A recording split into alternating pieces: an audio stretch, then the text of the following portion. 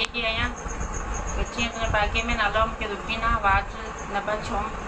भाग्य जी। ऐं हुते मुंहिंजे माइट वेठल आहियां। माइटनि में वेंदी आहे त मुंहिंजे माइटनि अच मुंहिंजी इज़त न माइट कोन मूंखे भाई न कनि पता वेंदी आहे सहुरे चवण में त सहुरे जा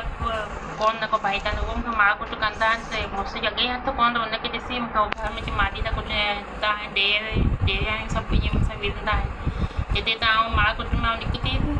मार कुट में घरां निकितीसि सुबुह थियो त आयसि त विच मुंहिंजे अॼु मची थी गॾु हुनखे मूं दांह ॾिनी मूंखे दांह ॾिनी हुनखे भॼी पंहिंजी ज़िंदगी खे छा वञे मूंखे थींदा हुआ कुझु कोन। हितां हिते वईसि पाण मोटरसाइकिल ते आउं पंधु शमीम जी अस्पताल मूंखे गॾु हुते गाॾी घुराई त तूं मूंखे चई त तूं मूंखे निकाह छॾणु चाहे थी मूंखे चई तव्हां निकाह छॾायां त तोखां आज़ादु कयनि त हुनमें वेह बाक़ी थींदा ई ॿ ॾींहं निकाह छॾण थींदा तोखां आज़ादु कयनि त निकाह तव्हांजो छॾायां थो। जॾहिं हितां वयसि हुते हैदराबाद शहर मूंखे ख़बर कोन्हे त हैदराबाद शहर मायूं हुयूं असीं 10 ॾींहं 9 अॻु में ॾेई आऊं हुईसि।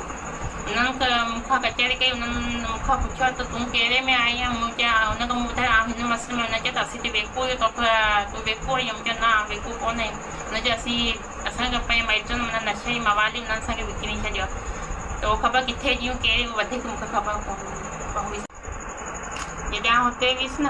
मूंखे ख़बर पई पोइ पाण परेशान थी वईसि उन्हनि चयो त असीं वेकू आहियूं असीं विकिणी वयूं आहियूं त पोइ मूंखे हुते मुंहिंजी जाम माना सिर सां हालत थी वई जाम मूं चयो त हिन वाक़ई में कोन ऐं हिन तलाक जे हिसाब सां हुन चयो तलाक जे हिसाब सां कोन असां वेकू आहियूं त हुते मुंहिंजी जाम हालत अॻु थी उन्हनि छोकिरी मूंसां मदद कई उन्हनि 150 करे मूंखे ख़र्ची मूंखे ॾिनऊं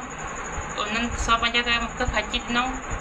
ख़र्ची ॾेई मूंखे उन्हनि उतां माना 2 जो टाइम उन्हनि मूंखे मौक़े ॾिसी उन्हनि मूंखे उतां कढियो